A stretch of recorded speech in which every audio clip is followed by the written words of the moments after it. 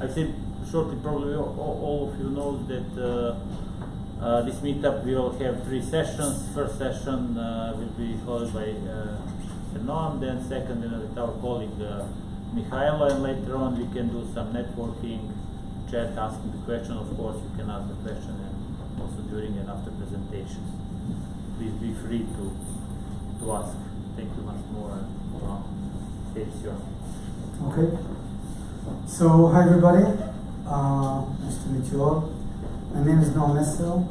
I'm leading the verification, CAD, and infrastructure within SIVA DSP.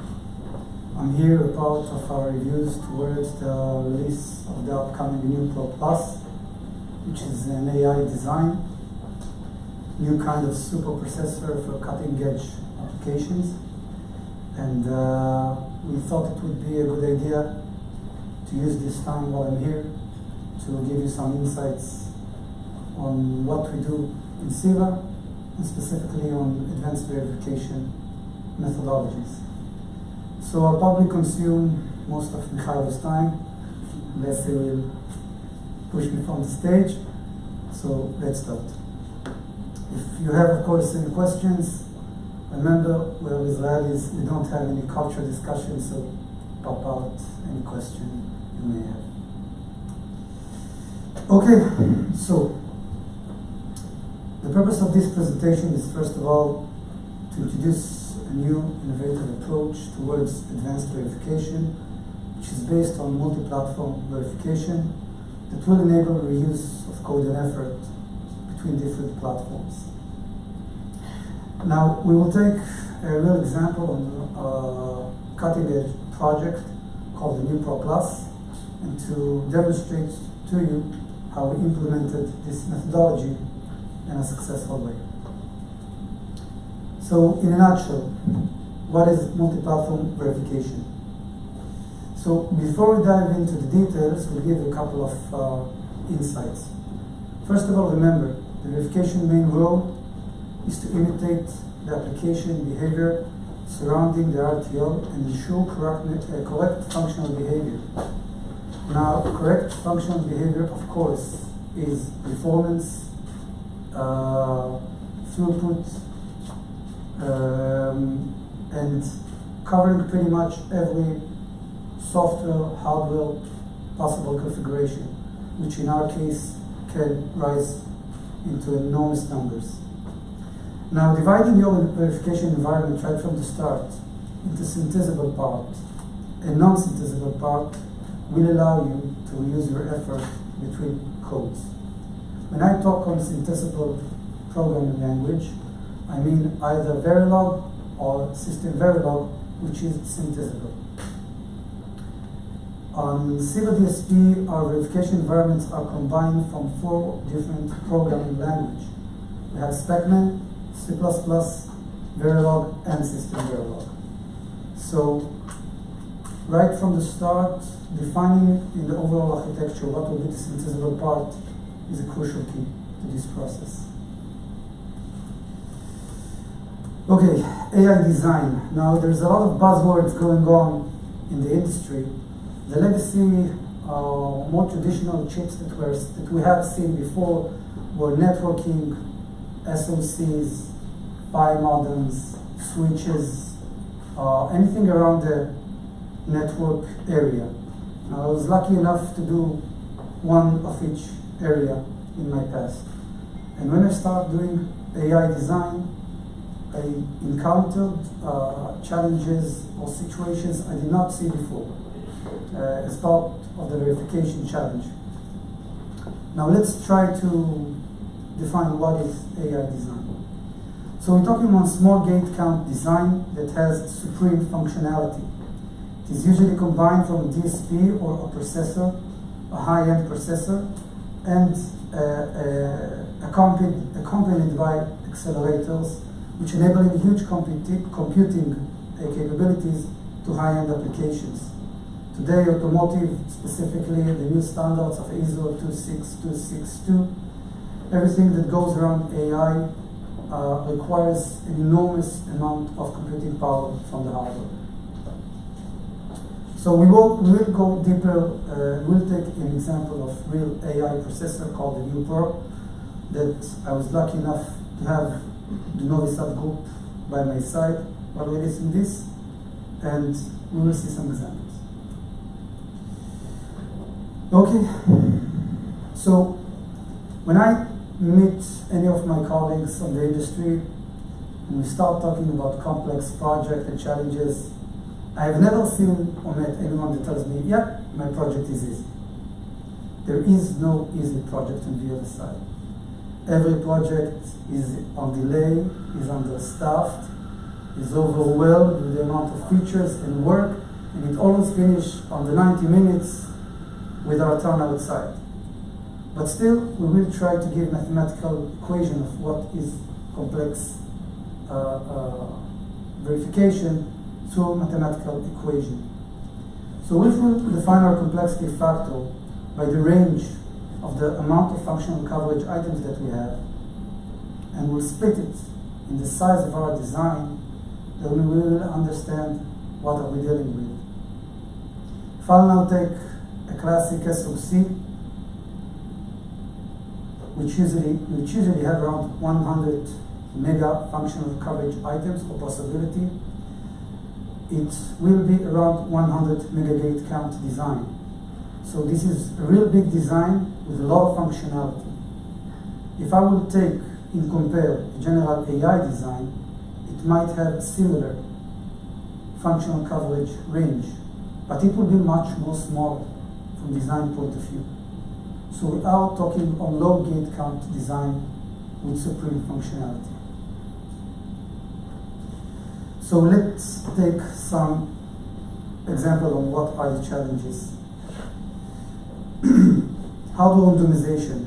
Usually this design is defined by an enormous amount of hardware different configuration.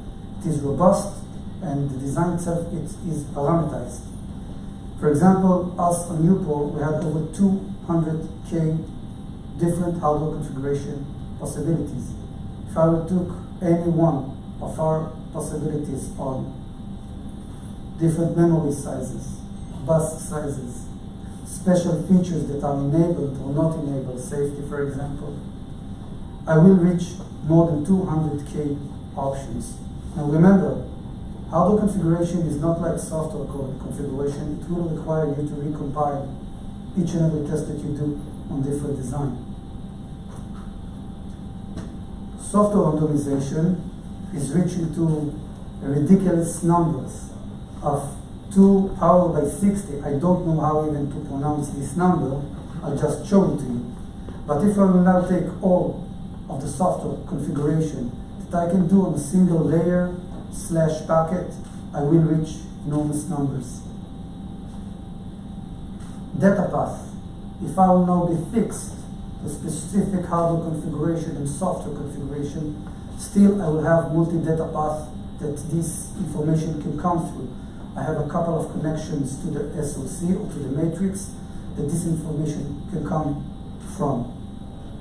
So this is just an overall of 500 options, but if we will take software configuration, hardware configuration, and data path randomization, we will reach to what I personally declare non-convergible project. When I saw this, I said, you cannot converge this project. If I will run every single option that I have, and I am obligated to this in contract, trust me, if now Toyota will crash an automotive car accident, it will be under our bug. We will not do chips anymore. So if we will run all possible options, we will finish in 2050. I don't think this will be a valid example. So out of the box thinking is required here, risk management is required here, and multi-platform to attack and to split this situation is required here.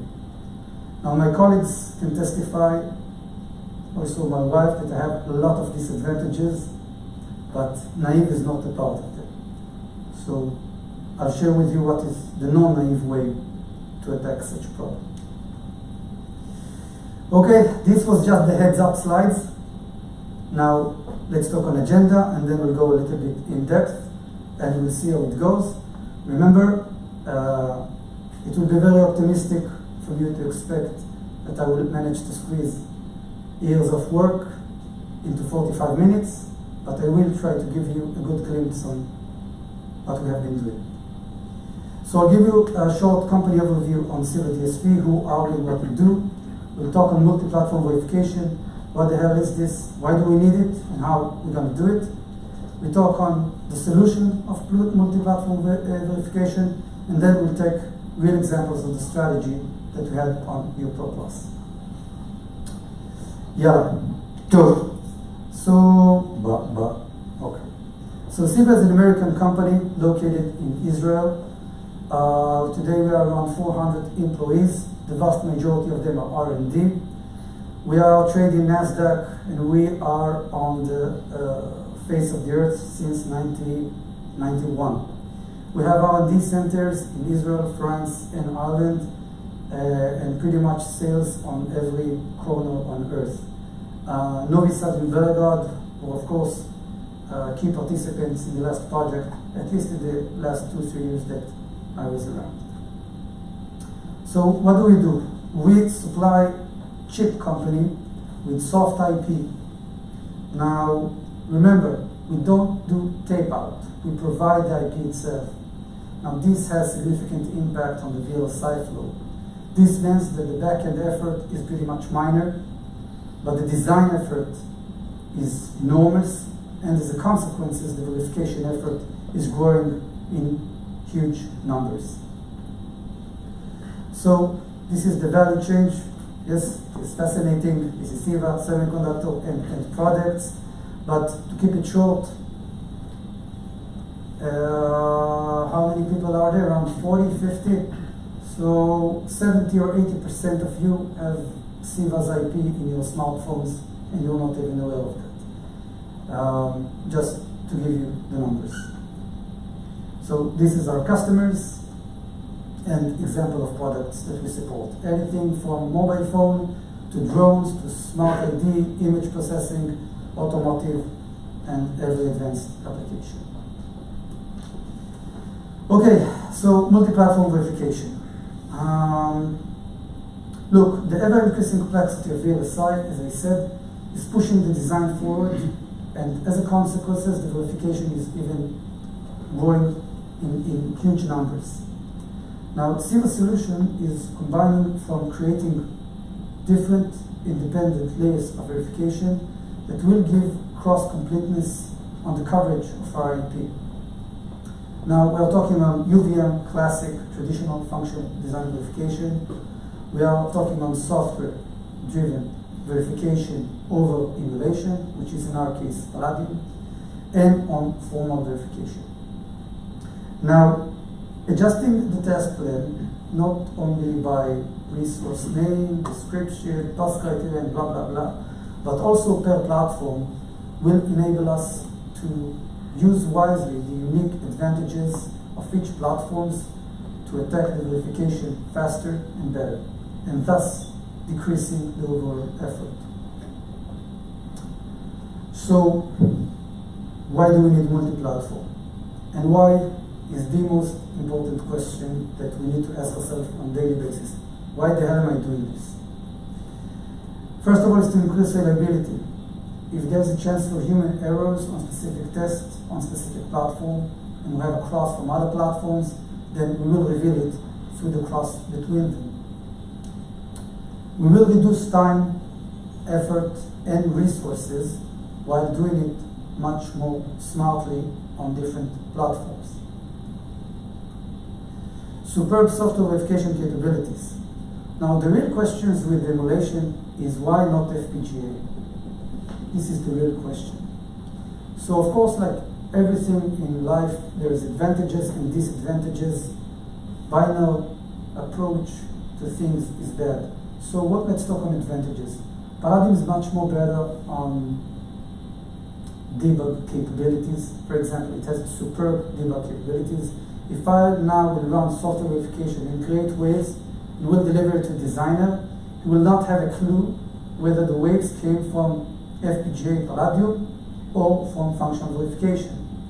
On the other hand, when I run emulation and I contact the software and I tell them, hey, you have an IP 192.83.821 Google Inception v3, you will not have any idea if this is emulation or real FPGA or real ASIC. So the Palladium is serving like as a middle ground between the ASIC world, which is real chips that running on real boards, and between synthesizable RTL that we can create in minutes. The disadvantages of Palladium is two. One, it's very expensive. Two, it requires very high level of expertise to own it. And another one is the emulation frequency, which is 3. So it's not 2, it's 3. On FPGA, you can run on higher frequencies, while on emulation, you are bounded by 4 megagate of emulator clock. This is not real clock, but emulator clock. But some design requires you to run on real frequency. You cannot scale down everything. But in our case, this is a non-issue. We don't do Ethernet. We do AI design. So we enjoy only the advantages. Quantity, which is the classic for divide and conquer, a very huge problem into smaller parts that can progress in parallel instead in serial. And diverse and complex DUT that needs different approaches to verify it faster and better. Okay, so functional verification, you all know. UVM, remember, it's a methodology. It is not a language. You can do UVM on Specman, you can do it on C++, you can do it in Verilog. System Verilog UVM, yes, this is a language. But remember, there is an overall methodology that the implementation is different from the methodology itself. So this is a classic for SoC, networking, 5 modem, block level to full chip, coverage driven, unified architecture, everything that you do pretty much on a daily basis. Emulation is the software-driven verification of Palladium and Z1. Usually what we do there, we target tests that have really, really long runtime. We target real software functionality and real software application. We do system tests, and we attack quality bugs. Quantity is being attacked through functional verification and formal. Emulation is taking the high-end quality bugs that you cannot simulate on regular tools that you have. Emulation is also the place that we found out that it is the meetup of software, VLSI, and ARC. And we were shocked by the amount of bugs that we found. Software understood pulling one way, we understood it in another, and the spec was on a whole different level. So remember the microcosmos that you're living in. On the one hand, you have your reflection mirror, which is the software, and on the other hand, you have the single source, which is the architecture. It all came from the architecture. So this is like the middle point between all three. Formal, of course, is at least mine new, as I said, affection and love with platform. So the most advantages on formal verification, to make it short, is that you can attack a design right from the start. You don't need a test bench. There are no tests. On formal verification, what you need is model and assertions, well-defined, and assumptions. Assertions are negative behavior that causing error. Assumptions are positive expected behavior. The tool will do all the rest. Formal has a lot of advantages and disadvantages, and it needs to be used wisely. It is not suitable for any type of design. So, what are the challenges when we do multi-platform? After I convinced you, you need it. What would be the problems that you will encounter? So first of all, there is no real reference in our industry to how we do verification that runs on multi-platform. I have the software on one hand, I have no idea what the hell is running.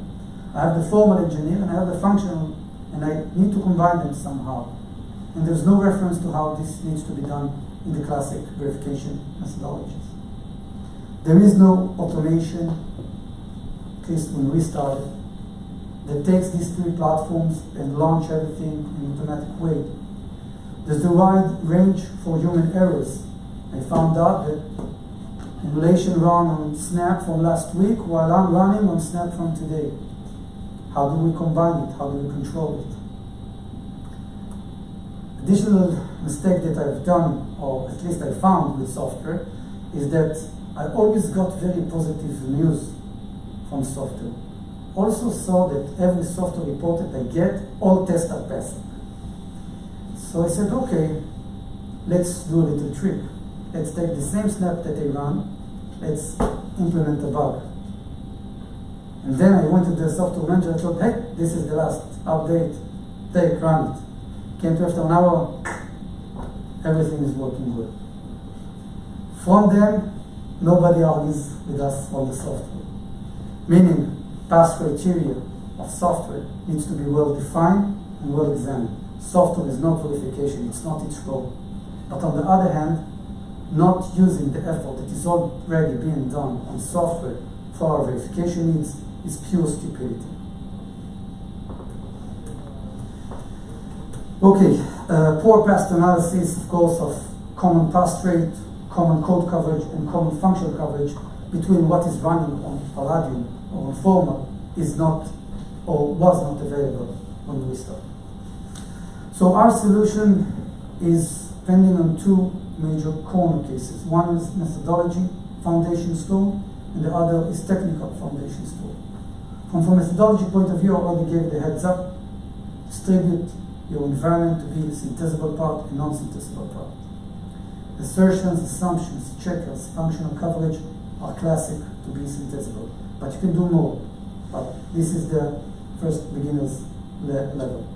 If we'll take a visual look on how classic verification, UVM looks like, so we have the environment and the agent inside, and we have the distribution of active and passive, and we are connecting to C++ because this is the real reference model and we are coming from there. But I couldn't care about that when I do multi-platform. I would see everything in different glasses. I would see on what is the synthesizable part that I will be reusing and what is not. The second one is the technical foundation stone, which is to connect all platforms to a single managerial tool. And this is the vManager. Now this requires an overall upgrade of everything that you do on how you run regression, but it is possible.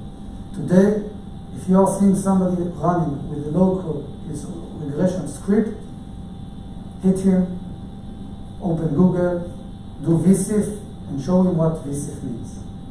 vsif is a native script that can run regression of different platforms, which is native to Cadence 2. So it will enable you automation. You will run not just multi-users or multi-groups or different tests, but you will run multi-engine. Engine means platforms. Your regression from a single point of view will now activate Palladium, formal, and functional. This will give you clear indications of the RTL matureness. You'll have a single report, a common code coverage, common functional coverage, and common pass rate. You will converge on your functional coverage faster because now you will be able to collect it from different platforms. Now, what is the secret on functional coverage, or at least how you can collect it from different platforms? First of all, it's got to be synthesizable, system variable, not specman. Second of all, the trigger event needs to be from the RTL, not from your environment. More than that, I even think that it is much more accurate, even if you don't run on different platforms, collect or trigger your event from the RTL itself, not from your environment. Same goes for code coverage, which a lot of people confuse functional coverage and code coverage. So in short, I'll tell you, functional coverage, the goal is to reach 100%. On code coverage, the target is to find the verification holes. I don't care about the rate of the code coverage. I care about verification holes. And you'll be amazed from the amount of bugs that I found through code coverage. code coverage, we have toggle, which is interface toggling. We have block, which is lines of the Verilog, and we have FSM. If somebody will code functional coverage on state machines, hit him. It comes for free through code coverage. Every state, every transition. Okay, strengthening of code software verification pass criteria. I touched it, I will say it again. Remember, the software is not verification, and this is not its role. We are just jumping on a horse or on an effort that was already coded and taking it for our needs. Now, at the start, you will not be surprised to hear that software managers did not like that idea, but after we completed a project or two, we see real difference on the software matureness, on the RTL matureness, on the fast integration at the end of the project. Now, when I take software and I add to their pass criteria my assertions, I can fail their application. When I run with my functional coverage, I can now come to the software team manager and say, hey, you never touched that part. You're saying you're doing Inception V3 of Google. Now this requires pedal for pulling. And you didn't reach it. And then the understanding came, okay, so I can use it to find my own bugs. Remember, there's no code without bugs. None. Not in software, not in verification, not in design. This is pure fact. And what we need to do is to create indication and crosses to make these bugs flow. Okay, so I'll skip that part because we're running a little bit out of time. How much do we have? Okay. So in general, I'll tell just on the VSIF that the basic structure, which is still not well defined by Cadence, but for next documentation it will be single session, don't do multi-session. This is very stupid to do. Do single session, multi-group, distinguish one group from another according to hardware configuration if needed, or according to your functional needs, different testing, and you can run tests within inside this group. Of course, that multi-engine means that group of Palladium, group of format, and group of functional verification, or a lot of group of functional verification. This is how it needs to be done. Two. So let's talk on the robot. So we talked about a little bit on AI design in high level. So this is the project that, as I said, the Novi Sad group was inseparate from its successful release. NUPO is a family of AI processors for deep learning at the edge. I will just give a quick glimpse of what I can share here. You can afterwards Google if you want. So the NUPO AI processor is combined from an engine and from a VPU. The VPU is like the main DSP of the image processing.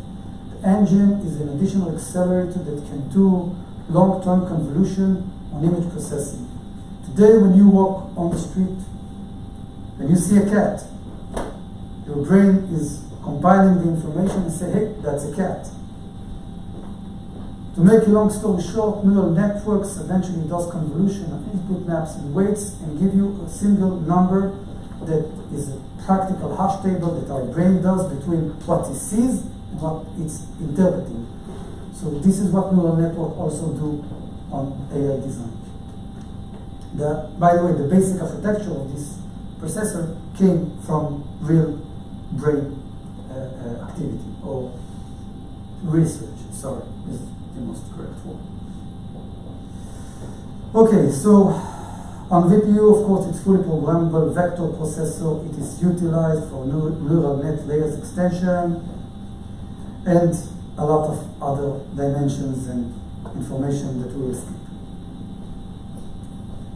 Okay, the main features there, as I said, is the engine and the VPU and self-contained, meaning we don't need host CPU.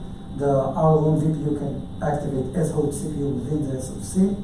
It is scalable performance and can do up to 4K max, which is multiply accumulator of 8x8 weight to data bits. We have, of course, the distribution of memory structure and DMAs, but we'll skip that as well. Now let's talk about what is really interesting and less management headache from my side. Verification strategy. So how do we attack a challenge like this? How do we take this methodology and implement it through a real project? So we have 5 different levels of verification over 3 different platforms. We have functional UVM verification, format, and emulation, 3 platforms. Now every strategy comes to serve a purpose. Remember the why. Always ask yourself the why. First is to reduce time.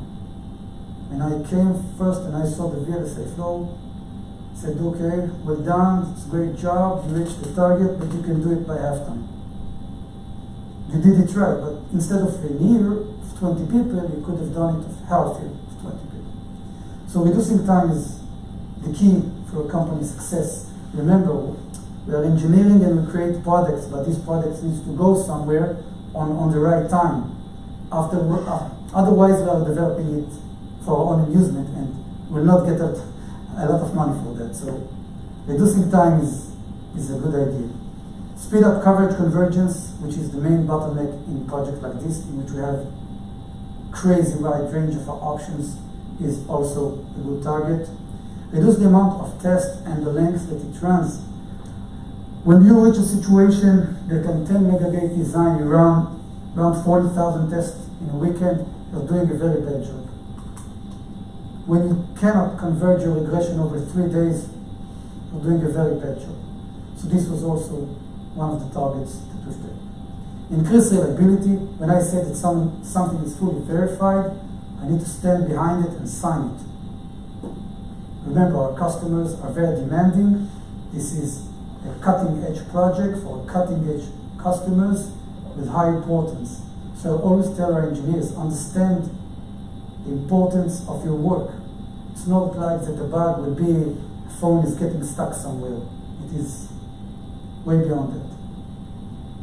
And of course, reduce the chance for very evil design match-to-match bug, as I've seen in other projects. Okay, so let's talk on random. Random is sometimes a magic word that someone is saying, I'm doing it random to relax the architecture of the design. So in here you can see different 3 colors. Wait, I'll do the pointer. Okay. Every color represents a platform. This is the formal, this is the functional, and this is the emulation. This is 5 different levels of verifications that are being performed on 3 platforms. Randomization approach needs to be, we start from formal verification in which the randomization level is the highest. In formal verification, once you define assertions and assumptions well, the machine itself taking it to every possible random scenario. UVM blocks. Sometimes we want to take small blocks like VPL and attack it specifically because it's a closed block and we want to enable horizontal to progress in parallel. So the vast majority of the randomization of specific feature can be on the block level and the sanity checks or the crosses can be on the higher level. Subsystem is taking your full IP or full chip and splitting it by 2 or 3, no more than that. And just enable the focus of semi-random tests to be run on higher hierarchies.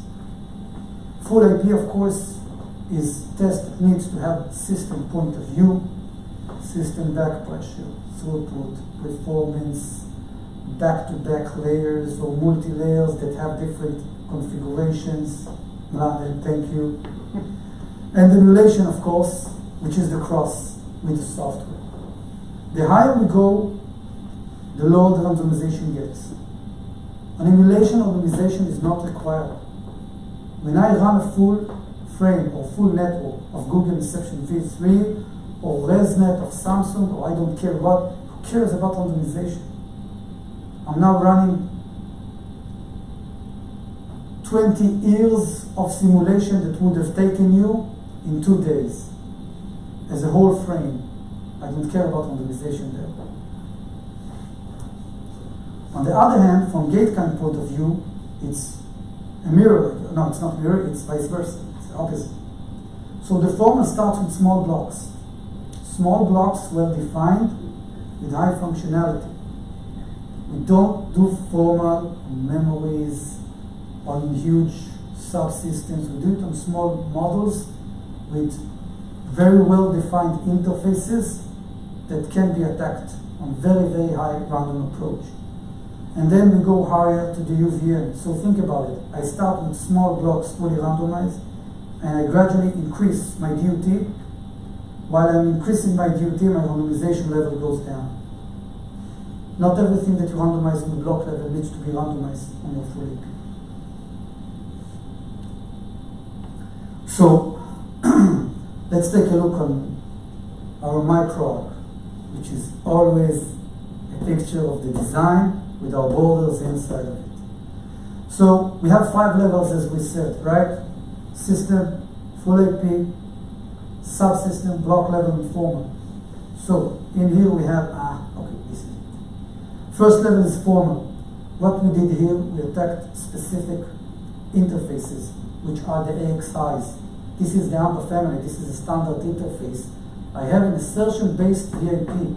It cost me no effort to take this assertion-based VIP, take this AXI borders and kill it through formal.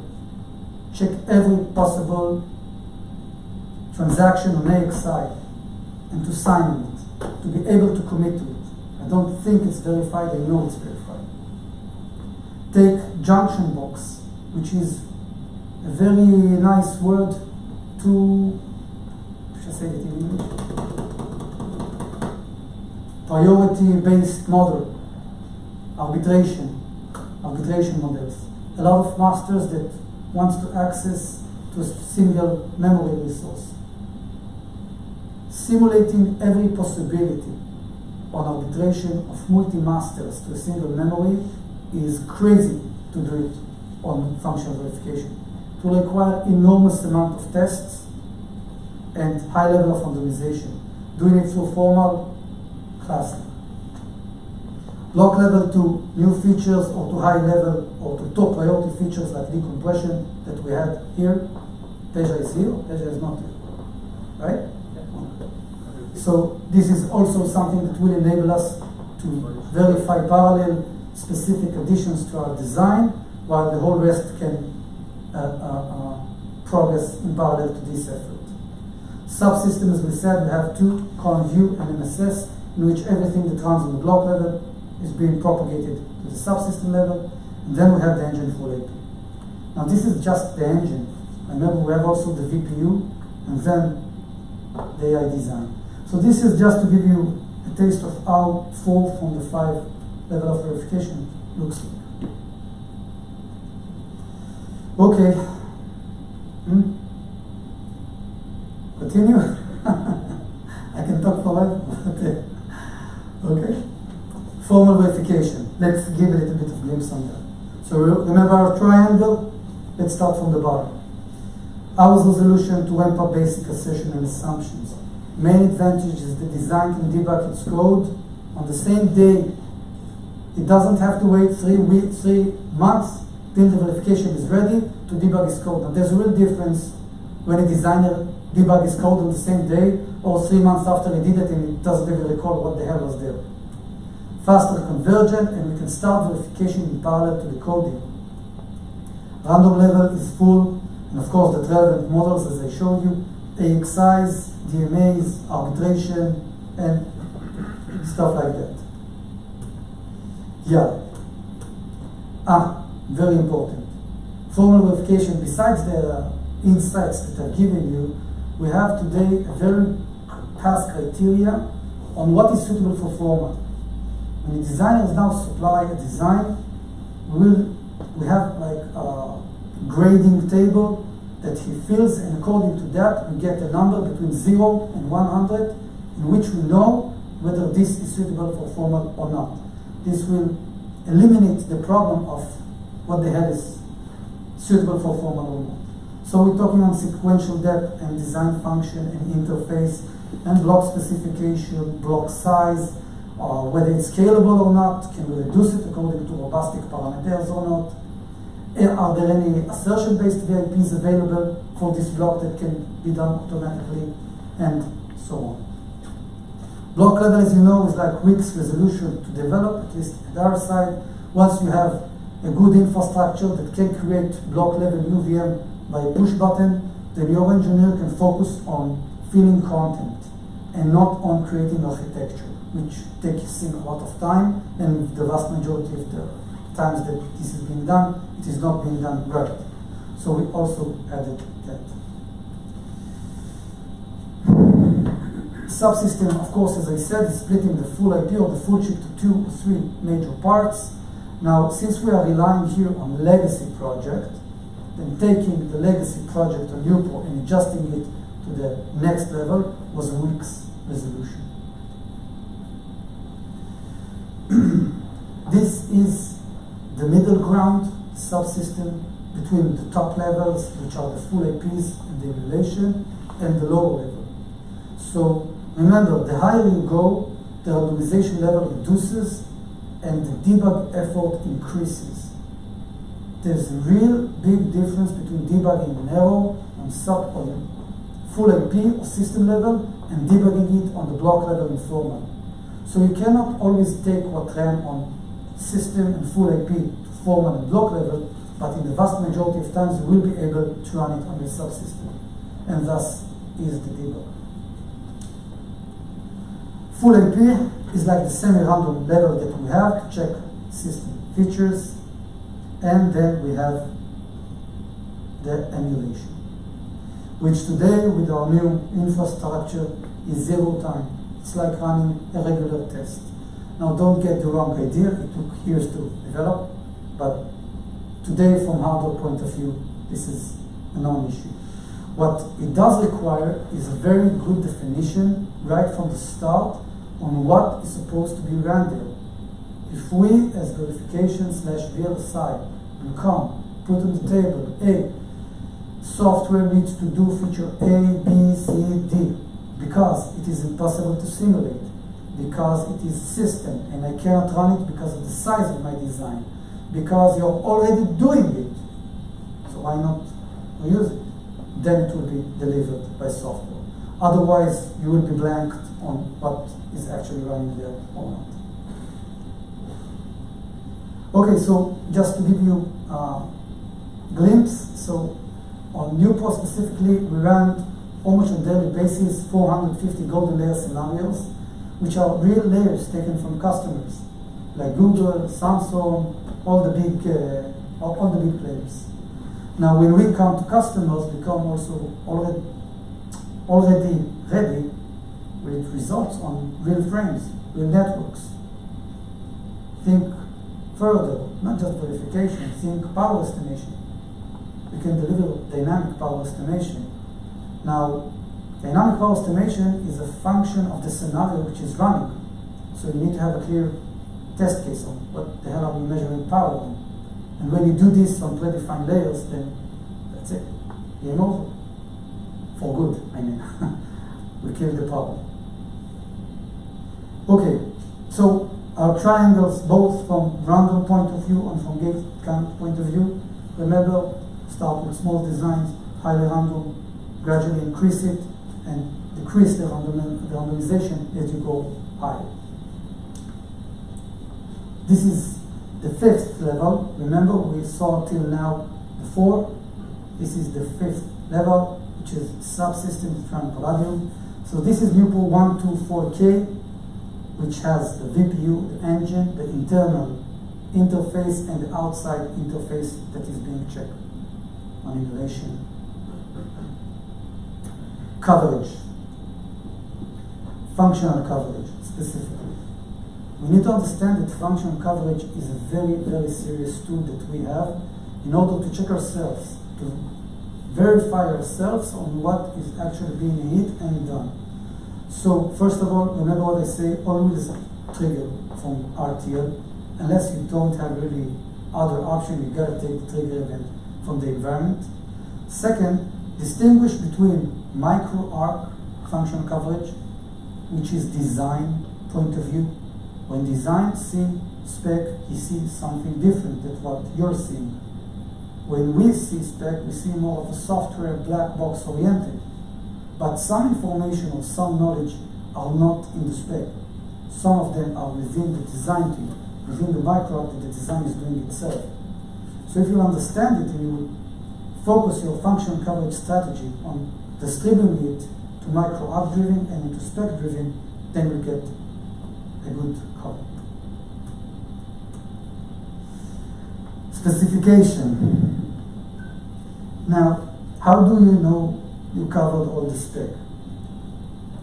When you come into your R&D manager, CEO, CTO, cares who, first thing he tells you, are you ready? Yeah, sure. How do you know that?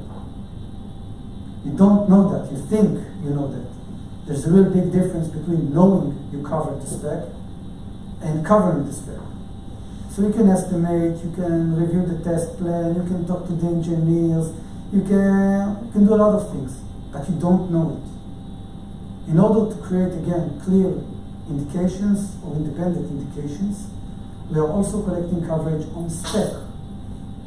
Now, of course, there is no full correlation between how spec is being written and how test plan is being defined, right? There are two different purposes.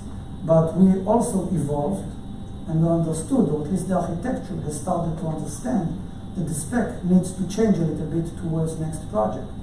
Because today, when we come before release and we connect the tests in an automatic way to the specification, we can collect coverage on the spec itself.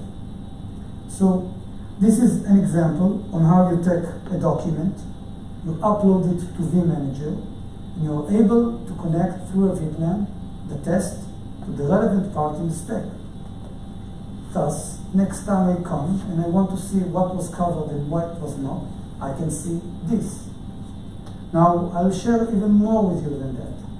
This gives me also nothing, because there's a lot of possibilities for human errors. But I distinguish between the process they want the engineer to do and between the product. This is just the byproduct. The real deal is the engineer that now understand, okay, I need to wait a second, take a look at the test plan, take a look again on the spec because I didn't read it like for 3 months, I don't know, because I'm working like crazy 24/7 and everybody is sitting on my head. So this makes them, or at least try to make them, to connect again and again to the spec, specifically before releases. So this is spec coverage. Last example is on the test plan adaptation, which is now not only through a specific owner, but also per platform. Remember our 5 levels? So yes, you can see here Yasna and Meir, which is conditional. Okay, I think that I'm not sure if you want to go through that. Maybe we can stop here. And first of all, I know yourselves, but still, you gotta be less quiet. Questions, something. Hit me. Thank you, Noam. Please, questions. Okay, I hope that you understand. These my guys. Something. Okay, thank you. Oh, we need some questions. Yeah? Guys, is everything so clear? I have a question about spec coverage. Yeah. A bit more details, if you could give us. I saw that text spec is annotated, and Right. what next? Once you annotate it, then you upload it to the vManager, Cadence vManager specifically, and then you can connect it through the vPlan to your tests. Once you run a regression, then you upload the test that will run and the coverage that was collected. And you can connect what you're seeing to the parts of the spec that it's supposed to cover. Once you do that, there's a right click, and then coverage spec that will show you what is the coverage rate in this document. Was everything connected and too well? and you save it through the VPLAN. Everything is being saved through the VPLAN. If you want, Jasna will show you an example. Example will be good. Not now, I guess. It's not a problem. We are downstairs and then we can show. But yes, look, again, it's impossible to connect everything to specification. It is pretty much on how the specification is defined. So you cannot connect everything to everything, of course. But when I now open a project or previous project or the next project and I understand what is targeting what, this makes the whole process much more efficient. This gives us better reliability that the tests are indeed hitting where they should hit. This is not a pleased face, is it? I don't know you for a long time, but Okay, I will need some more details to understand. so do spec annotation on vManager through Google or come to one of our engineers and he will show you. This was already done. Okay? What? Yes. You have mentioned that the test on the emulation level lasts for seconds. I told that you how much the test on the emulation level lasts. Okay, it depends how you measure it. If I will take now a full frame, which can be, for example, an average frame takes 15 or 20 million cycles. Okay? Now running it on regular simulation will take you, 2 days. Emulation, it will take you 2 minutes, 3 minutes, something like that. What is the longest lasting test on emulation level? I have seen, for example, on AI design, the length of the frames is not that of an issue. If you take modems or file modems, for example, that requires a lot of time of syncing until it is being locked, then it will be a very good solution for there. There I've seen like 70 or even 80 million cycles till a modem is being locked. So there it was like a game changer from the runtime point of view. So for your project of CNN, it is enough, for example, that software side is sending some kind of picture to IP, and Yeah, IP exactly. is Yeah. only doing calculations, and then the output of the IP is a percentage of the recognition. Yeah, So for this is example. so this is the reason why the emulation tests are lasting few minutes, let's say. Yeah. But remember, the question is not how much time it's taken in emulation, how much time would have it taken on simulation if I try to run it there. And in there, by the way, I gotta tell you, the difference between running on emulation and simulation is a function of your gate count design. The bigger the design you have, the longer or the slower the test will run. The frequency of the emulator that you're reaching. The type of the design is also very crucial. Of course, the scenario that you're running. But in general, documentation will tell you that you can speed up between 100 times faster to 10,000 times faster, depending on these parameters. How long does this process of, let's say, defining and separating these, let's say, requirements or functions over the platforms take? And also, I believe when you find some bugs on one platform, you probably want to check, let's say, Right. on other platforms, and also how this communicated between the platforms, because probably if you find something on top of it, you want to re-simulate on all Right. to be sure that, Right. that it's probably True. good. True. So, first of all, it depends on the bug itself. If this is a bug that, I don't know what, there's no chance on finding it in regular simulation, then we're good. We find it on the platform that should have found it, which is the emulation. If this is just a trivial emulation bug, then of course that we do want to take this scenario and check first of all why we didn't find it on other platforms. But remember that target is to check ourselves. So if we are running it on different platforms and cross the results, so we have better reliability. So you cannot take any scenario and propagate it automatically to every platform that you want. On emulation, for example, you can take the software, which is pure C++, and run it as a .a file. .a is assembly test, which the processor is running, the program that the processor is now doing. So the assembly is like compiled C++ file that gives you the whole list of instructions. Now, we are taking this list of instructions and we are migrating it into .mem files, meaning others' data. We're taking the whole flow and then we take the .mem and we load it to the memories directly through with memh. And then we run it on the full IP and not on emulation or on simulation. So to migrate from emulation, I can migrate it easily to full IP level, but it will get problematic to take it to subsystem and to block level. Of course not. But once you are able to do it from system level to full IP, then you're 80% there.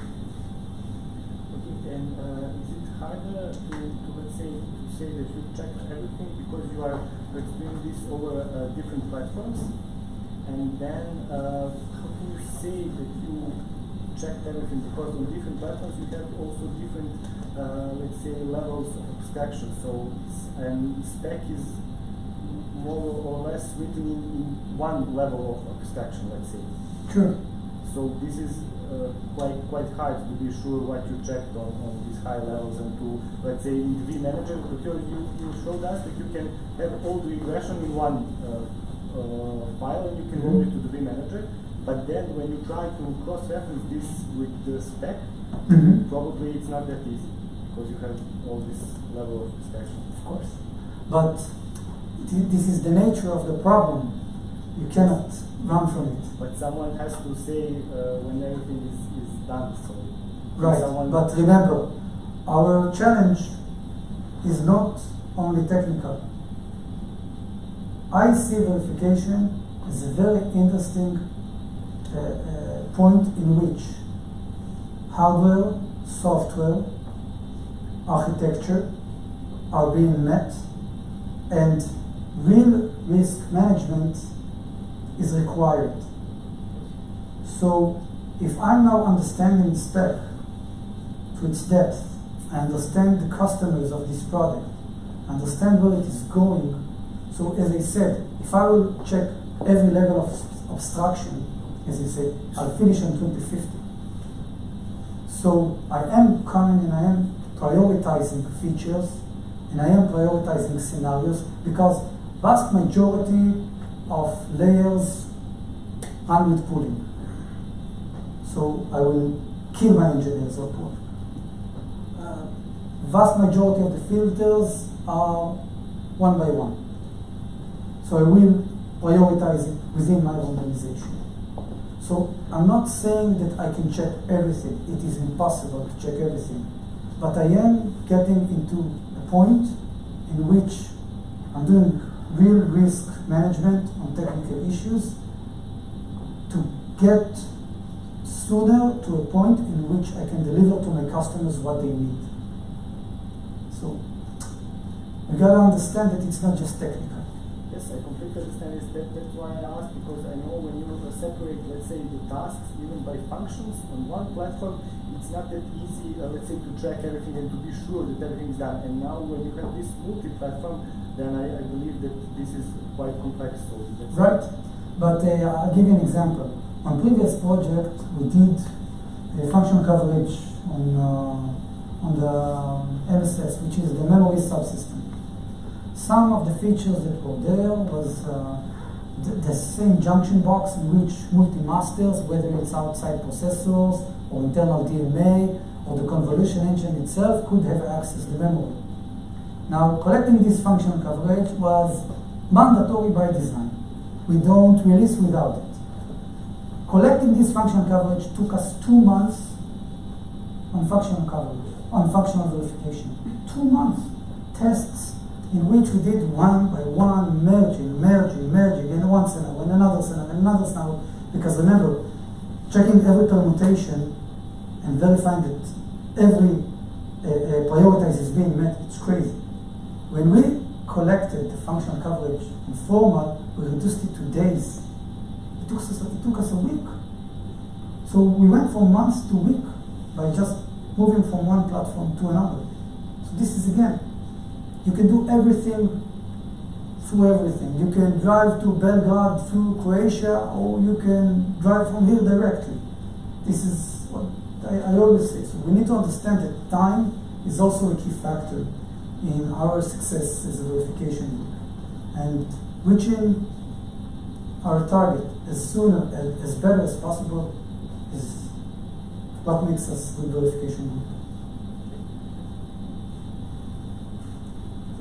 I know. How difficult was it to start employing emulation in the project, and what was the bring-up time? At the beginning, it was nightmare. First ramp-up of emulation is a nightmare.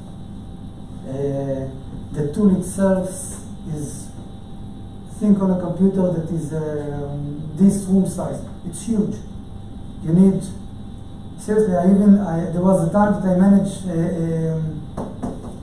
air condition technician, because there's a spec of cadence on how air condition needs to be in that room. And then after you manage to do that, you get crazy with first ramp up, because you need real hardware, JBoxes, IP address, connection wires that are specifically only for Palladium. Then ramping up first scenario, which is from hardware point of view crazy, because you need CAD support. You need the relevant commands to be able to extract. When you run today our run script, you get the latest snaps that are ready, and everything is ready in your run directory, right? So understand that you need to do the same, but right now you need to create your .f file, your list of Verilog files, edited to be synthesizable. Not everything in our code is synthesizable. You need to remove some, you need to replace some. There are libraries that you need now to take, not from Cadence, but from Synopsys. And then, of course, it's like a whole infrastructure, like real infrastructure, air conditioned, and up to how our run script is now capable to connect to another platform. And how now we are taking another tool and we are connecting all engines to it. But the good news is that this is a single time effort. So once you have the first basic scenario and software gets and understand the real advantage in that and how to understand, then all of a sudden it becomes mandatory. And all of a sudden it is all projects wants to run it. So nightmare, but single time. Okay. Thank you once more. Very later on, we will have this like a networking, and Noam will be here to answer also all your questions. Now Mikhailo will good presentation in Serbian. I will. Noam will see in Serbian. Kaže Mikhailo će biti ovdje. Yeah, you have one?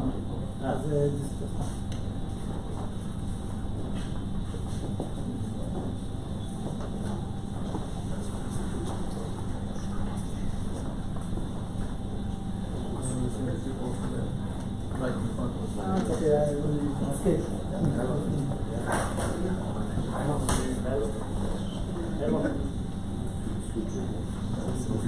Yes.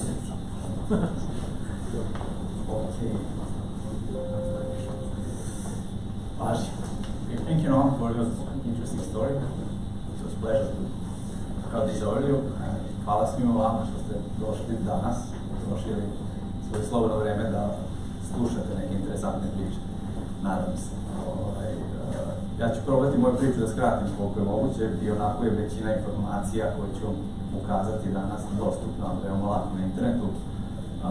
Priča koju želim da vam ispričam je vezana za sigurnost samih integrisanih kola, kako mi obezbeđujemo da unutar integrisanog kola zaštitimo od nekih proizvodnih grešaka koji se mogu desiti zbog toga što, ne znam, komšinica uključi aspirator ili negdje udari grom i munja pa se desi neka greška, a da nas automobil, na primjer, tjera dalje. To su neke osnovne ideje. Tako da ovo je uopštena priča bez nekih pretjeranih detalja, lagana, nadam se da ćemo uspjeti veoma brzo doći do kraja. Ideja je da prikažem prvo šta je to funkcionalna sigurnost, malo o standardima koji stoje iza toga, postoje veoma jaka organizacija vezana za tu temu, koje su moguća mesta gdje mogu da se dese greške samo u našem integrisanom kolu, kako pristupamo rešavanju tih problema. Na primjeru jednog vrlo jednostavnog protokola koji se sreće svuda kod nas, slušamo muziku preko Bluetootha, na primjer, a Bluetooth, iako je vrlo jednostavan i trivialan standard za sve nas, ima izuzetno jaku enkripciju i zaštitu od tih grešaka koje se dešavaju. I malo verifikaciju izaziva, veoma brzo. Sad, šta je to funkcionalna sigurnost? Da li neka ovakva vrata predstavljaju neku sigurnost? Naravno, onome koji sedi iza tih vrata. Kad se sve te brave zaključaju, to je sve ok. Ali to je deo koji se odnosi na pasivnu sigurnost. To je, kada je zaključano, gotovo, nema više da se ne otvori. Funkcionalna sigurnost iz perspektive integrisanih kola se svodi na to da nas interesuje aktivno dešavanje. Znači, kad imamo aktivnu situaciju, kad imamo neko pomeranje, neke promene u sistemu. I tu želimo da detektujemo, zaobiđemo i kontrolišemo moguće greške koje će se desiti. Iako ih ne očekujemo, ne znamo odakle će doći, ali želimo da probamo da održimo naš sistem u stabilnom stanju. Jer ako se to ne desi, onda imamo problem. Ako mi jurimo 120 na autoputu i odjednom se aktivira kočnica, i ako je mi nismo pritisli, onda imamo veliki problem pred nama. Naravno, nisu automobili situacija gdje se to može desiti. Mogu se, greške su veoma važne, kontrola grešaka i u tim velikim serverskim sistemima. U komunikacijama, 5. generacija nam kuca na vrata veoma jako, tu je isto veoma važno i već spomenuti automobili. Ko je radio sa integrisanim kolima, sreo se sa datasheetom, sa nekom knjigom koja definiše kako taj čip radi i u kojim uslovima on radi. Postoji nekoliko nivoa sigurnosti koji se dešavaju, koji se definišu. Ta integrisana kola koja rade, ne znam, recimo u ovom satu, recimo robotska ruka u nekoj fabrici ili automobilu. Obratite pažnju na temperaturne opsege i drugi red, koliko godina treba da radi sigurno, bez greške. Znači, kad sam ja diplomirao, bilo je samo consumer industrija. Sad se pojavio automobil koji je još jači od industrije. Jer temperaturni opseg automobil treba da radi i tamo u pustinji i na Alpima gore, gde su temperature veoma interesantne. A plus mora da radi do 15 godina, najmanje. Standardi koji stoje za toga, generalni standard je IEC 61508 koji se odnosi na sve elektronske uređaje, znači ne samo ono što je automobil, nego bilo šta što treba da zadovolja funkcionalnu sigurnost, a radi na struju. I ISO 26262, veoma često spominjani u poslednje vreme upravo zbog automotive industrije, pošto taj standard je dobio neki nadimak da je to neki vodič za automotive inženjera. Po tom standardu funkcionalna sigurnost se definiše na ovakav način kao neki odsustvo rizika od nekih grešaka koje se mogu desiti tokom rada električnog sistema. I ono što je važno je taj lanac implikacija, znači kad se desi problem, onda taj problem proizvodi neku situaciju koju nismo želeli da imamo u normalnom funkcionalnosti sistema. Ta situacija onda uvodi neki rizik za bezbednost korisnika ili učesnika u tom nekom okruženju. I onda naš sistem treba da preuzme skup nekih akcija da bi se taj rizik smanjio na prihvatljiv nivo. I to je neki lanac implikacija od 4 koraka koji je definisan u samom standardu. Izvori tih grešaka, tih nepredviđenih grešaka. Prvi i najčešći nepredvidljivi izvor koji postoji smo, naravno mi, ljudi. Niko ne može da pogreši kao čovjek. Drugi izvor grešaka koji se dešava, pogotovo sada kad imamo gomilu tih uređaja sa baterijskim napajanjem, je kad nam nestane napajanje. Treća situacija su neke situacije iz okruženja, ne znam, visoka temperatura, niska temperatura, gromovi, munje, elektromagnetno zračenje iz svemira, sunčeve, talasi kad krenu i ne znam šta. Ili neko mehaničko oštećenje kad neko nešto bušilicom probuši čip, na primjer, nekako tako nešto. I tu u suštini imamo random greške, kao što je Noam rekao, svaki kod ima bugova. Dakle, svaki čip ima bugova, svaki uređaj ima greške neke. I te greške se mogu pojaviti u nekoj situaciji. Sam standard te greške deli na dve vrste.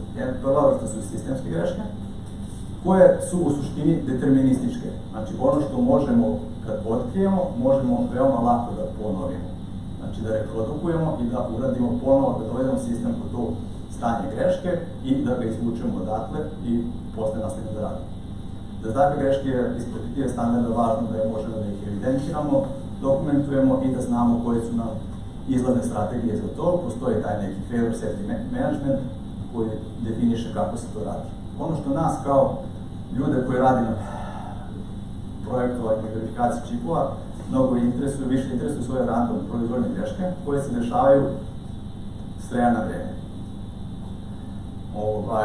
I te random proizvodne greške postoji u suštini 4 metode kako im pristupamo.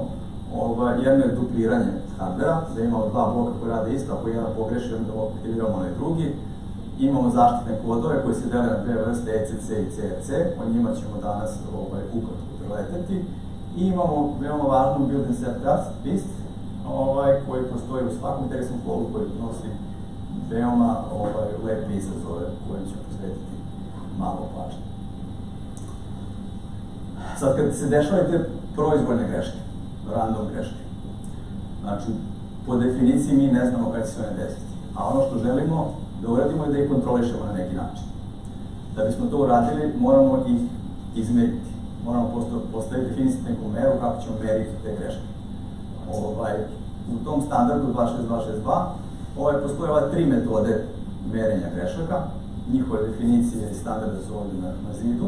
Nećemo ulaziti u njih, šta one zapravo znači. Važno je da imamo definisanu metodu kako merimo količinu rizika od tih random grešaka. A kad možemo to da izmerimo, onda možemo te greške da klasifikujemo u neke grupe, koje po ta dva standarda idu u 4 grupe, koje ove gore, od 1 ili ja, su najnižeg rizika, ove dole su najmanji rizik, zapravo su ove dole, gde nemamo, gde će naš uređaj raditi što sigurnije. I ono što je važna, ta klasifikacija ponašanja je gde ćemo primeniti određene tehnike za redukciju rizika. Jer ako pogledamo jedan automobil, ako pravimo integrisano kolo koje kontroliše rad brisača ili svetala, na primjer, i integrisano kolo koje kontroliše rad motora ili rad kočnica, ili automatsko upravljanje neko, tu su iz različiti nivoji. I svaki od tih uređaja, sistema u samom automobilu spada u neku grupu. Tako da možete vidjeti da je, recimo, zadnje svetla su A nivo, znači najmanji nivo, safety integrity nivo, dok, na primjer, je kontrola vazdušnih jastuka najveći nivo. Ne želimo da nam se vazdušni jastuci aktiviraju bilo kad u sistemu.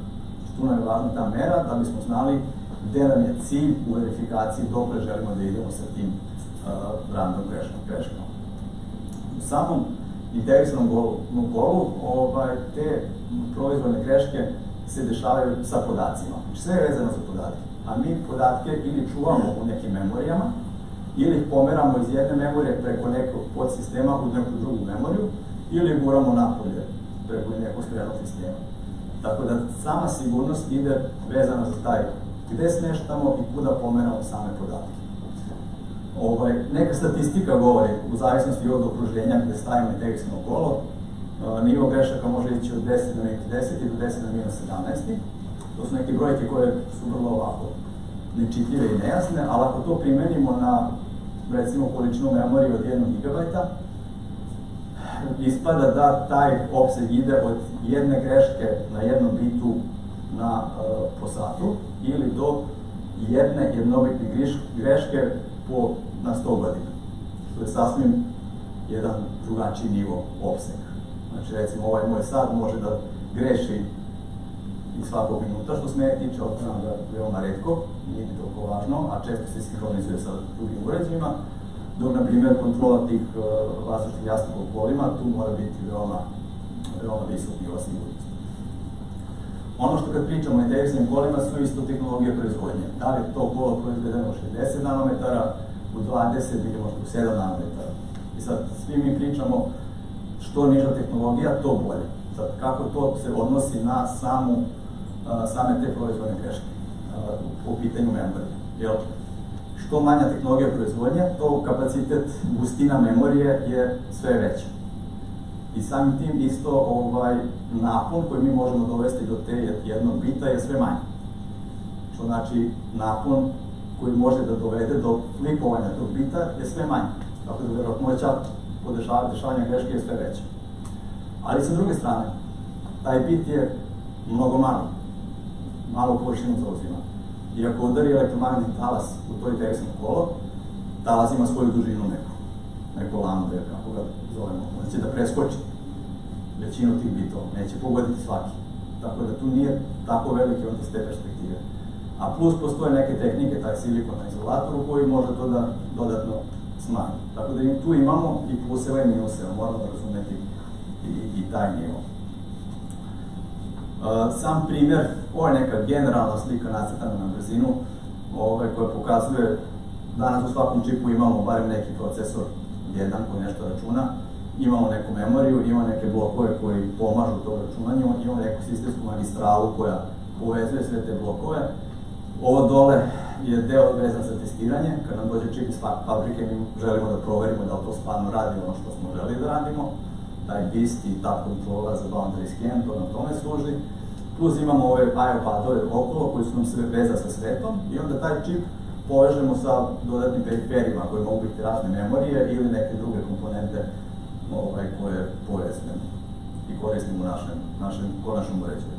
I onda iz perspektive tih podataka koji su podložni greškama, to su naravno sve memorije, da li je ova memorija koja je u samom čipu, da li je ove različite memorije koje imamo u procesorskim jedinicama, tipa instrukcijska memorija, programska memorija, cache memorija, ako imamo tu je veoma interesantno kako se tu kontroliše, može biti drugo zabavno.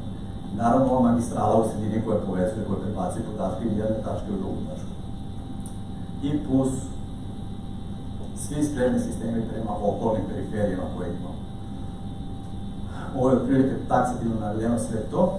Ono kod spoljnjeg interfejsa, što je važno napomenuti ovdje, imamo neki od standarda sami u sebi imaju uključenu zaštitu od grešaka. Tipa, prije USB, svi koristimo USB. USB u sebi ima CRC definisan. Ethernet isto ima CRC. CRC je zapravo izmišljen za Ethernet mrežu. Tamo je prvi put primenjen. Dok neki standardi to nemaju. Ako imamo neki čip sa Wishboneom, na primjer, pored Wishbone nema SSC. Tu moramo smisliti kako ćemo dodati tu zaštitu i dodati neke dodatne signale koji će nam omogućiti da mi tu povećamo sigurnost. Sad, te šeme za zaštitu su proistekle iz telekomunikacija, ima tu teorija kodovanja koja je tu prilično jaka i vrlo interesantna iz matematičke tačke gledišta. Ono što je nama važno je da imamo kodovanje, gde na predajnoj strani mi kodujemo, znači dodajemo nove informacije koje želimo da prenesemo na drugo mesto. Na drugom mestu to dekodujemo i ukoliko tokom tog dekodovanja primetimo da imamo problem, bilo bi lepo kad bismo mogli taj problem da popravimo, a da ne moramo da tražimo onog predajnika da ponovo nam pošalje podatke. Znači da rešimo problem, da ispravimo grešku na prijemnoj strani. To je ono što je važno. I ono što je važno napomenuti, uvek imamo tu cenu, jer moramo preneti dodatne informacije. Znači imamo dodatnu količinu signala koju treba da iskoristimo. Iz perspektive zaštite možemo zahvaliti ovoj dvojici gospodina. 1950. Richard Hemming je izmislio Hemmingove kodove koji se koriste na mnogo mesta, uglavnom u računarskim sistemima, dok CRC je izmislio West Peterson 1962. godine, malo kasnije, koji se koristi gotovo svim protokolima koje danas imamo. Ako se vratimo na ovaj zamišljeni čip koji smo prikazali malo pre, ono što je unutar čipa se uglavnom najčešće štiti sa Hemmingovim kodovima, a svi periferni sistemi sa strane se štite sa CRC-om. Ovo je vrlo gruba podela, nemojte uzimati mnogo ozbiljno. Uvek u inženjerstvu ima izuzetaka. Imamo CRC-a i unutra, a imamo i Hemminga na sprešnim sistemima. Hemming je definisao te 50. godine tako da onaj 7 od 4 kod, gde za 4 bita koje koriste informaciju, on dodao 3 zaštitne. I ta 3 bita se računaju veoma jednostavno. To su 3 bita parnosti, koje se uzimaju u zavisnosti od ova 4 kombinacijom njihovom različitom. Znači, računanje je veoma jednostavno i sa tom šemom on omogućava da mi detektujemo i popravimo jednu jednobitnu grešku, ako se desi. I to je ono što je važno.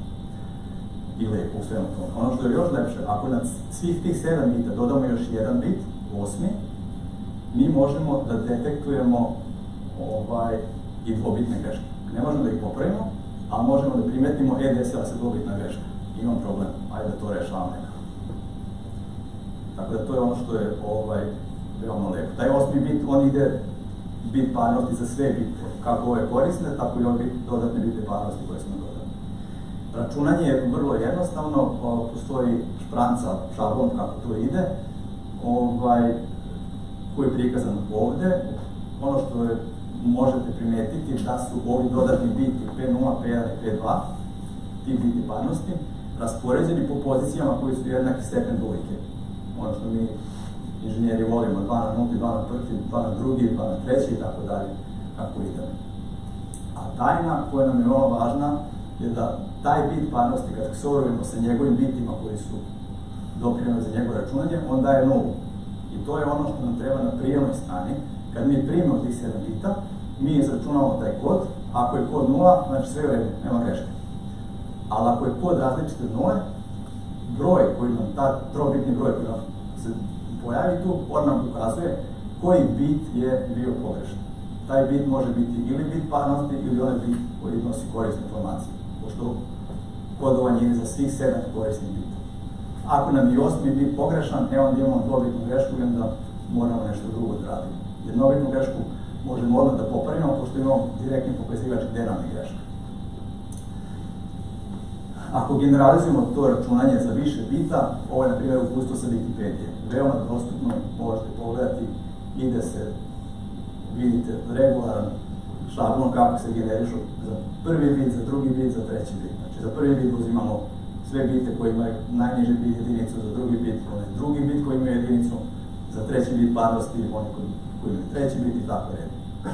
Tako da ovo je veoma dostupno i lako za proveriti.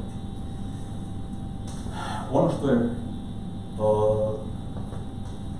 treba primetiti je da kako se povećava broj bita koje štitimo sa Hemmingovim kodovima, tako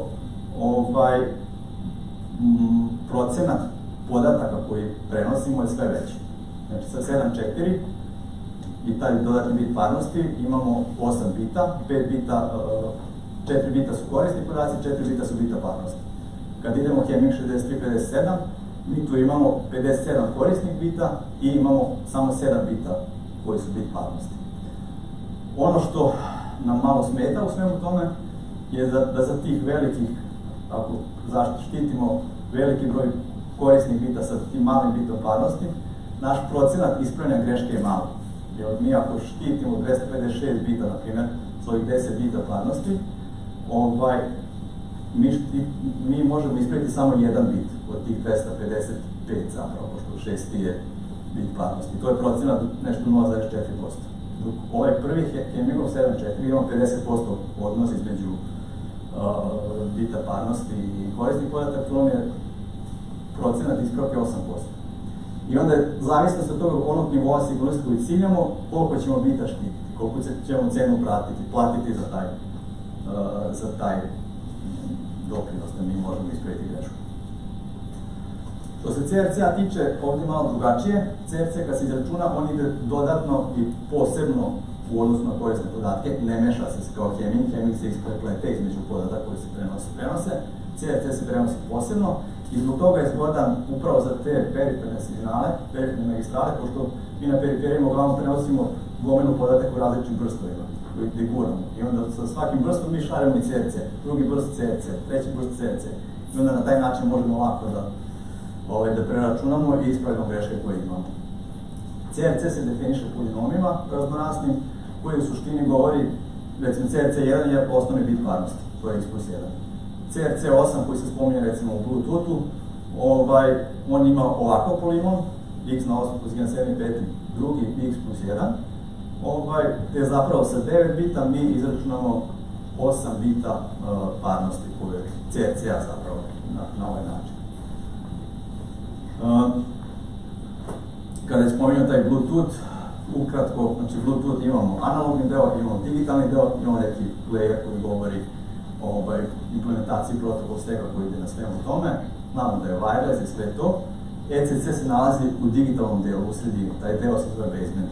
Inače, paket, jedan od tog Bluetootha koji imamo access code koji govori ja dolazim, header koji se predstavlja da ja sam taj i taj, ta vrsta paketa, prenosim audio ili komandu ili šta god već, i onda idu podaci koje prenosim. Zaštita se dešava već u headeru.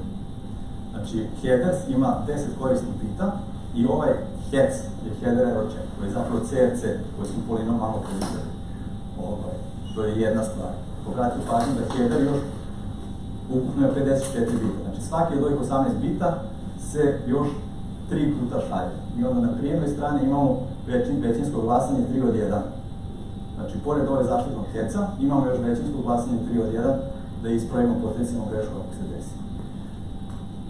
CRC se još dodatno definiše na korisne podatke u tom payloadu koji ide u samom protokolu sa malo drugačijim polinomom u odnosu od ovog na headsu, na header error check. Header error check je ovaj polinom. Najjednostavnije generisanje tih 8 bita je uz pomoć ovog shift registra, gde mi jednostavno guramo bite i shiftujemo i radimo XOR na mestima kako nam polinom to govori. Za CRC na payloadu polinom je mnogo kraći, njegova definicija, ali shift registar duži zato što krećemo od D na 16, imamo 16 bita, 16-bitni pomerački registar. Bluetooth još ima dodatno dvotrećinski fetch za neke pakete gde na svaki 10 bita koje prenosimo dodajemo još 5 bita zaštitnih sa nekim trećim polinomom.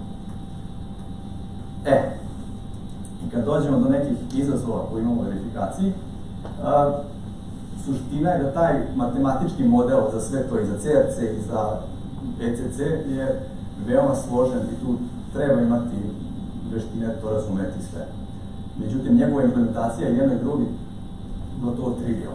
Svodi se na ksorovanje i shiftovanje. To svaki student druge godine, bilo kog fakulteta koji ima elektroniku ili programiranje može da uradi. I onda kad iz perspektive verifikacije mi treba napraviti neki generator tih kodova, proveru da li taj checker, da li generisani kod u dizajnu je ispravan, treba da imamo mogućnost da ubacimo greške, da pratimo ponašanje i predvidimo kada će se greška desiti, neko izvještavanje, uglavnom prema nekim registrima, već kako specifikacija našeg sistema govori, i da implementiramo taj neki flow za oporavak, kako će se desiti. Upravo taj flow za oporavak je jedan od izazova koji imamo. Jer tu je veoma tanka granica gde je to,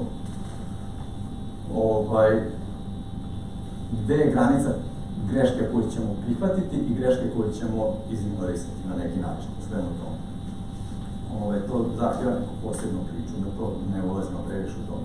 Ono što bih hteo još da napomenem pre samog kraja je ovaj BIST, takozvani BIST, Building Self-Test. U suštini BIST se koristi za proveru čipa kada dođe iz fabrike, da vidimo da to zapravo radi. I isto tako se koristi kada je čip već u upotrebi, da s vremena na vreme pustimo neku sekvenciju kroz taj čip da vidimo da li je dalje funkcionalno. I to je veoma važno za taj in-system testing for lifetime reliability, kako bi se reklo na engleskom. Prisetite se onih 15 godina za automotive čipove. Znači, taj čip mora 15 godina da radi bez greške. I upravo taj BIST nam služi da to obezbedimo. I tu imamo dva pristupa. Jedan je takozvani online BIST, a drugi je offline BIST. Online BIST je onaj koji je izazovan. Jer to moramo da pustimo BIST sekvencu dok je čip u funkcionalnom režimu. Znači, čip mora da radi svoju funkciju. Recimo, ovaj CNN što je vam pričao, on mora da radi. da detektujete slike, da prima informacije od kamere, da radi sve to, a mi sve da ne moramo upustiti neki bistri, ajde, vidi jel ta jedna bitna greška će se upisati ili neće. U svojoj količini podataka mi još treba da pustimo neku test sekvencu u sred rada, što je veoma veliki izazov. Drugi, također veliki, ali malo manji izazov je offline bist, jer taj offline bist se pušta kada mi uključimo, znači to, kad izađemo iz reseta, mi pustimo još bist sekvencu do ECC, da proverimo da li je ECC funkcionalan i onda pustimo čip na gradi u svom režimu kako treba. I to je otprilike jedna brzinska priča, pre kraja naravno functioning coverage, velike se inženjeri znaju da je tu zabava ne prestaje. To zaslužuje posebnu tehniku u svemu tomu. Tako da, evo, brzinski ne znam koliko minuta mi je trebalo do ovdje. Jedno 20. Hvala. Ja bih rekao, naravno, pitanje je otvoreno, ali ja bih rekao da posle sat i po skoro ovdje sedimo. Mihajla svi poznajete, pa možemo u toku tog networkinga, ako ima neko pitanje da priđe. A ja bih pozvao Noam, could you please join us on the stage? Stage, I have some smoke. Just nothing special, but just to remember that you did something new.